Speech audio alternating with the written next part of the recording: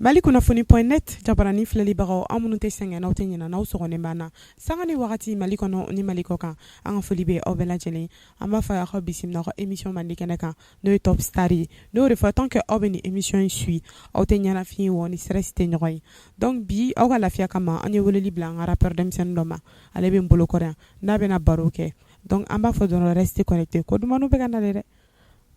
ouais Jo i b'a kan kan jumɛn de b'i da ko bɛ cogo di i lafiyalen don donc an bɛ se ka taga ni ko ye d'accord sisan nɔ an b'a ɲini fɛ k'i présente an na soit tɔgɔ ni jamu i ka ɲɛfɔli k'an ye an bɛ cogo min na an bɛ faamuyali b'a sɔrɔ. Bon ne en état civil c'est Birima Kulubali alliance BG Bulbi sigilen don Fumabugu la ni waati la. BG Bulbi an ma se k'o de faamuya i bɛ se ka ɲɛfɔli k'an ye dɔɔni o ko kan. BG Bulbi c'est comme si guérin quoi. Better gang c'est en anglais. Better donc o ye B G o ye gang. Donc i y'o yɛrɛ de fara i tɔgɔ in yɛrɛ kan sisan. Voilà, yɛrɛ de fara. D'accord, faamuyali sɔrɔla o la. Sisan nɔ an bɛ fɛ k'a dɔn n'a sɔrɔ i ye kalanw kɛ, kalan suguya ka ca a bɛ se ka kɛ tubabu kalan ye walima duguma kalan i bɛ se ka dɔɔni ɲɛfɔ an ye o ko kan. Bon n ye kalan kɛ. N ye madrasa kɛ mais ma taa ɲɛfɛ o la. Mais sisan n ye école daminɛ. An filɛ nin yɔrɔ min na sisan nɔ n bɛ bagili la. E ko k'e ye madarasa kɛ an ma faamuyali sɔrɔ a la ka tila k'a kɛ rappeur ye tuguni i tɛ ɲɛfɔli k'an ye parce que non an tɛ k'a faamuya. Bon ne ye madarasa kɛ mais ma mɛn a la quoi. N danna 5e de n taara don école primaire de la. Tiɲɛ a kɔni madarasa kɔni hali sisan ne ɲininka n tɔgɔ la n tɛ se k'a fɔ. Tɛ foyi kɔni dɔn madarasa la sisan nɔ. Sisan nɔ an bɛ fɛ ka dɔn musique yɛrɛ rap kanu nana e la cogo di i bɛ se k'o histoire ɲɛfɔ an ye. Bon musique yanni ka ko daminɛ fɔlɔ n'i y'a kanu i bɛ se ka k'a ye. Musique ne yɛrɛ bɛ se k'a fɔ ne donna musique la dɔ de sababuya la mais ale de ka courage y'a to ne fana sera k'a kanu quoi. Lui c'est un rappeur donc a tun b'an ka yɔrɔ la yen nɔ a bɛ n'i sigi an bɛ manamanakan fɔ quoi donc a ko cɛ et pourtant n'i dun y'a essayer i bɛ se k'a kɛ bon an nana to ten tɔ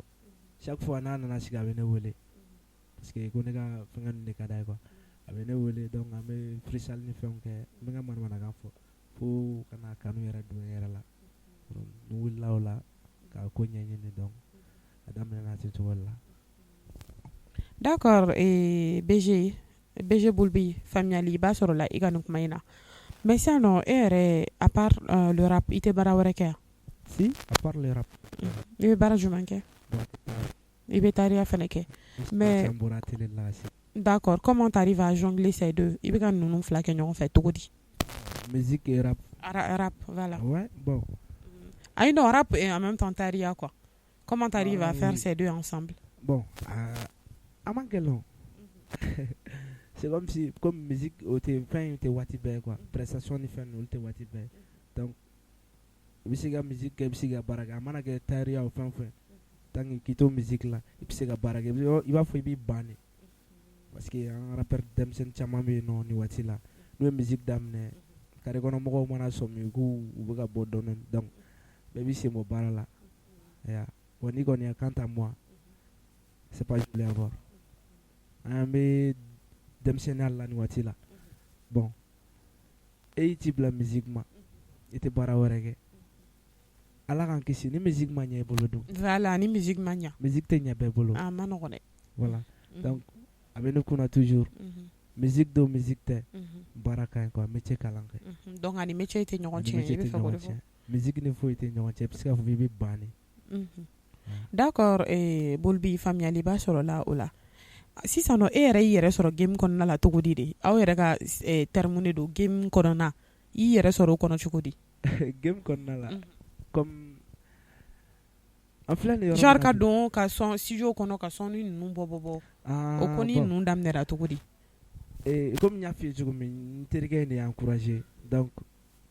bon gɛrɛ na mɔgɔ dɔ fana sɔrɔ la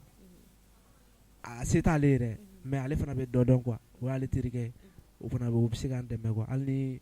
bɛrɛ t'a kun a bolo b'a kɔ sɔrɔ quoi donc o y'a ɲɛfɔ n ye an wulila an ser'o ma bon a ma problème don a la a ko problème foyi t'a la ko a se fana mana kɛ min ye donc a bɛ n dɛmɛ o la donc a tora ten yan'o yɛrɛ ka ɲɛnabɔ yɛrɛ o y'a sɔrɔ n kun bɛ single kelen bɔ n y'a téléphone yɛrɛ de feere pour que k'o son bɔ bon a nana to ten tɔ fo sisan nɔ min yɛrɛ y'a daminɛ a bɛ ka n financer comme manager bon halisa ale de b'o kelen na ya d'accord bulu b'i faamuyali b'a sɔrɔ la o kuma fɛnɛ na sisan nɔ an bɛ fɛ ka dɔn ni wagati in yɛrɛ la an bɛ don min na ko bi projet minnu labɛnnen b'i bolo i bɛ se ka dɔw fɛnɛ walawala an ɲɛ bon an filɛ nin waati min na sisan projet bɛ parce que an bɛ clip ko la a tɛmɛ faniw b'a sɔrɔ puis le 12 kan ka taga Wasolo ya donc an b'o préparation na taa concert dɔ la yen nɔ puis le 1er janvier caman b'a kalama mais profiter k'a f'u ye quoi le 1er janvier single Bolbi ka Erike a bɛ nale ni Ala sɔnna o b'a sɔrɔ sisan olu de bɛ projet la ouais olu de projet faamuyali sɔrɔ la o la Erike fana o clip bɛ sen na sisan nɔ an bɛna kuma album ko ko ninnu na sisan nɔ an bɛ fɛ ka dɔn n'a sɔrɔ album de b'i bolo walima n'o ko bɛ cogo min na i bɛ se ka dɔɔni fɔ an ko fɛnɛ kan non pour le moment album tɛ n bolo mixtape tɛ n bolo mais avec le temps a bɛɛ bɛ nale an kɔni bɛ baara la n bɛ se ka fɔ a bɛ se ka kɛ u bɛ bila dɔɔni a tɛ girin ka kɛ mixtape ye mais a bɛ sira la ka na quoi donc ni ye faamuyali sɔrɔ i ka kuma b'a jira album tɛ yen fɔlɔ mixtape yɛrɛ fɛnɛ tɛ yen nɔ mixtape tɛ yen donc i bɛ baara de la voilà ko bɛ ka nale dɔɔni dɔɔni voilà voilà mais sisan nɔ Bulbi i ka parcours kɔnɔna la est ce que ni rappeur dɔw ye featuring kɛ i bɛ se k'i da don olu la o fɛnɛ la bon non pas encore i ni mɔgɔ ma featuring kɛ d'accord donc i yɛrɛ kelen de bɛ carrière solo la voilà n yɛrɛ kelen de bɛ ka voilà sisan nɔ rap genre ka ca aw bɛ to ka style ninnu fɔ a tɛ kelen e yɛrɛ ka genre ye jumɛn e bɛ genre jumɛn de kɛ ne bɛ conscient de kɛ e bɛ rap conscient de kɛ oui d'accord micro b'i bolo i ka acapella dɔ kɛ ok ko jajugu ti mɔgɔ la ni bana tɛ tange mɔgɔ ma sako bɛ juru b'i la ni tun y'a fɔ n ye ko n bɛ kɛ dɔnkili da la de ne tun bɛ n kali yen tun tɛ da la jamala kuma ma nɔgɔn ne ma ko bɛɛ bɛ da kan ne la ni saramaya a b'an joli de la anw ta ye Ala le nɔ ye jamatigiya ye man da kan ne la ni n ko mɛ kuma dɔw b'a fɔ waso don Ala ye fɛn min kɛ o ti dogo ɲuman dɔnbali fitiri waleya don tange mɔgɔ ma sa i ka n'i tana bɛɛ fɔ juru bɛ sabali la fantanya ye mɔnɛri ye n ba i bɛ da dɔ la ko k'i teri ye n'o ye muru sɔrɔ don min a b'i pique i bɛ ɲɛdɔn ma k'i kɔnɔna kuma fɔ ye n b'a lɔn bi ma o tɛ miiri mama i bɛ yafa ne ma dɔnkili da kɔnɔ i denkɛni ta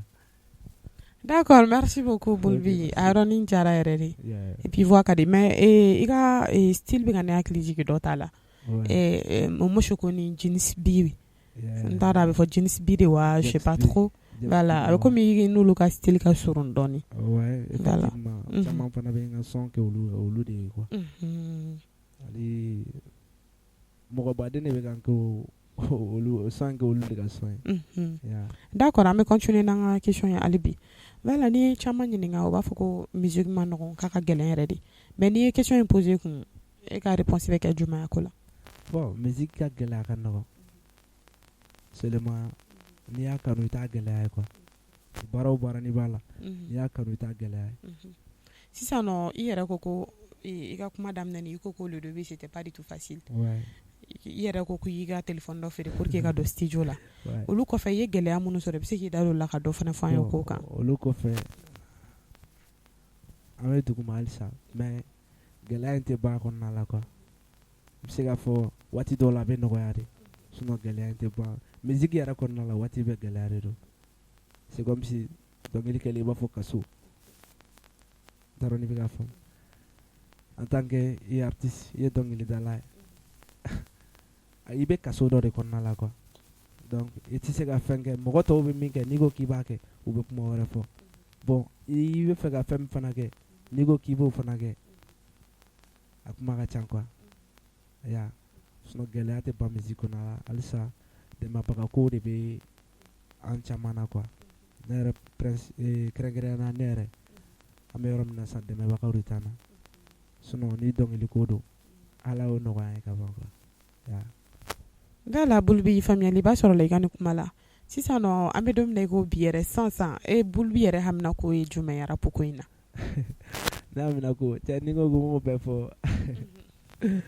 ben bon ne kɔni hamina ye min ye fɛn bɛɛ ye baara de ye n'an ye baara kɛ a bɛɛ ɲɛ bɛ sɔrɔ ko u bɛ kuma dɔ fɔ dɔɔnin tɛ tatu ko la quoi donc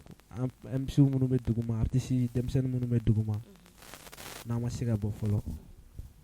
kɔrɔbalen minnu bɛ sanfɛ suya tɛ u bɛ baara de kɛ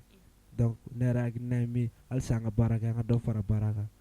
an ka ɲɔgɔn minɛ c'est comme si an ye famille de ye quoi n'an sera ka ɲɔgɔn minɛ an bɛ bɔ kɔrɔbalen minnu bɛ sanfɛ u y'u daminɛ ni clash de mais u filɛ nin yɔrɔ min na sisan u b'a kɔlɔlɔ kɔnɔna la donc n'an ye ɲɔgɔn minɛ an bɛ ye quoi d'accord Bulbi faamuyali sɔrɔla i ka nin kuma ninnu fana na sisan nɔ Bulbi an b'a ye généralement rappeur denmisɛnnin ninnu c'est pas facile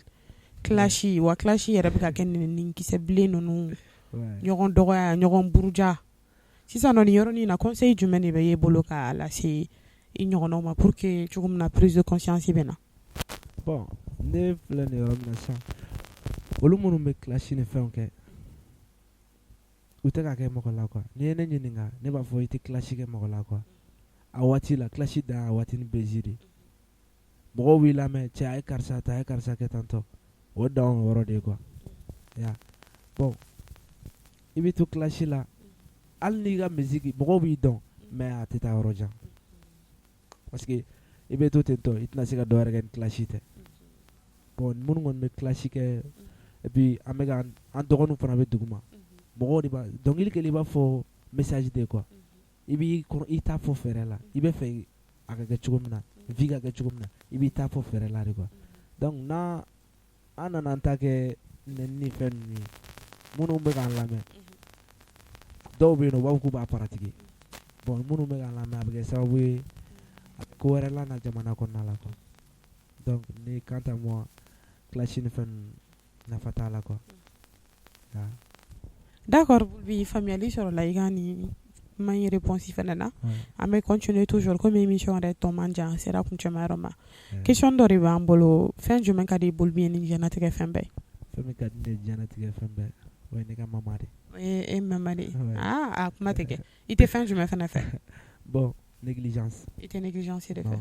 d'accord faamuyali sɔrɔla o la voilà Bulbi comme émission bɛna se a fɛn ma fɛn kumakan laban minnu b'i bolo k'a lase an filɛlibagaw o ni yɛrɛ ka fanuw ma bon kumakan laban min bɛ ne bolo k'a se fanuw ma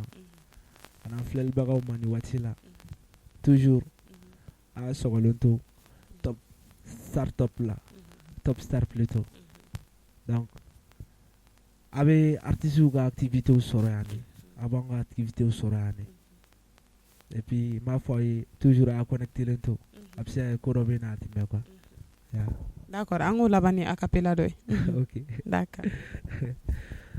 ko mɛ guloki min tɛ taa ye mun bɛ boloso du fa la i kɛra cogo cogo an bi mɔgɔ bɛ sɔn dɔ da i la nafigiya tɛ ba ye dalafɛgɛyaba in tɛ ko ye juguyaba in tɛ foyi ye mankutu tiɲɛ tɛ mɔgɔ kɛ fɛn ye ala ye bɛɛ sɔn dɔ la maa si kana na jɔ i ta la a ye dɔ kɛ faama dɔ ye fantan ye o faralen ala la siki ye dadigi kɛ na kan kɛ i n'a fɔ somɔgɔ tɛ na anw fɛ an tɛ teriya dɔn an bɛ don ka bɔ n'i ye dɔrɔn a banna nata bɛ mɔgɔ kɛ jɔ ye jɔmɔgɔ la fana ja o ye kara ye e k'u ma boli tɛ mɔgɔ ye f'i ka maga ne la i b'a dɔn tɛ wara ye n'a ye diɲɛ kɛ chinois film yanni ka diɲɛ dɔ don o ye baara ye i tɛ taa yɔrɔ dɔ i k'i na yɔrɔ dɔ i ka diɲɛ bɛ nɔgɔya i bolo de a kɛ i n'a fɔ ne n teriw ka ca mɛ jɛɲɔgɔn tɛ na maliyɛn bɛɛ girilen an yɛrɛ faso la i n'a fɔ bɛ tunga la ban ka fisa ni janfa ye anw fɛ yen bamanan bi mɔgɔw ye ka malo ta ni saya ye ne siranna.